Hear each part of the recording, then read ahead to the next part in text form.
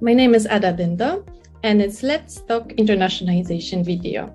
I'm very happy to speak today with Arnaldo Abruzzini, member of the advisory board of EBTC and former CEO of Eurochamber.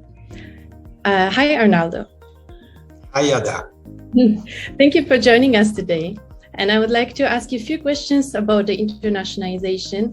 And what do you think, in which priority areas the European companies and European technologies can create and can add value in India? Thank you very much, Ada, for the invitation to this show. It will be a pleasure for me to share some thoughts on internationalization between European Union and India. Foremost, I think that now we should carefully evaluate what is happening to the supply chain at the global level, because that might shape a completely different world that we are used to until today. Related to the topic of the day, Europe and India, a trade relationship, I do believe that there are certain areas in which Europe can fruitfully collaborate with India, and they are typically all the infrastructure program India is launching and funding to create a solid infrastructure system throughout the country. And second, keeping in mind all the focus that the global economy is giving to the sustainability principle, combining this infrastructure element with a clean energy and sustainability perspective that should accompany all those investments. So I do believe that those two areas are key areas for European businesses in India.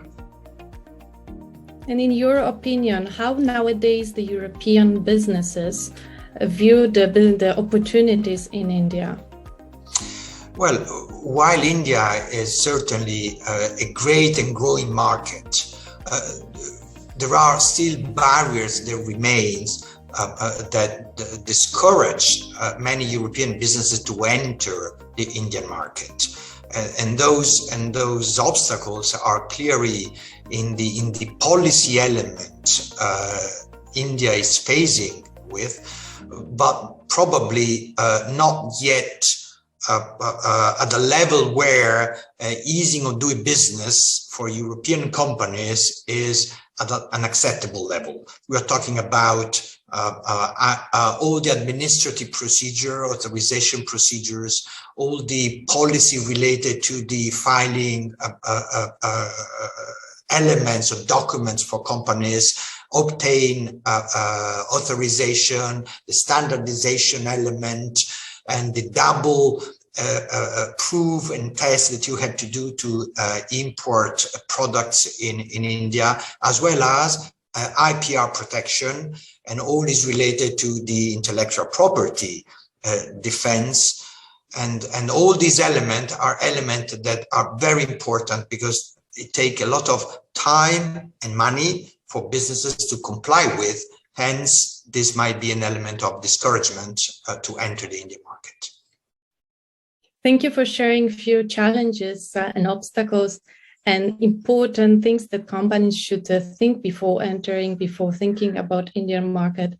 But what would you advise to European technology companies, to European businesses when it comes to internationalization and when it comes to India?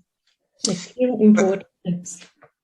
Well, there is a lot that should be done before exposing ourselves or our own companies to the international market. It is not an easy step to take forward. You need good advices. You need to be fully aware of the market that you're entering in.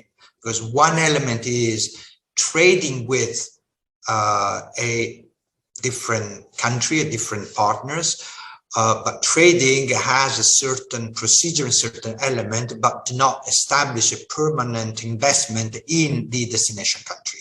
When you are talking to entering a market, meaning investing in a market, this is a completely different element, because investing creates a stable organization in a country, and that organization faces all the element and procedures and environmental situation that are present in the country.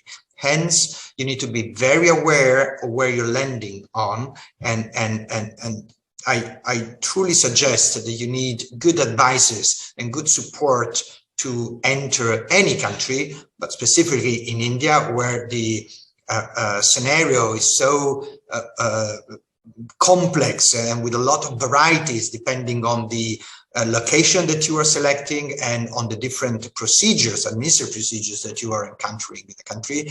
You need a full range of support locally based to enter the country.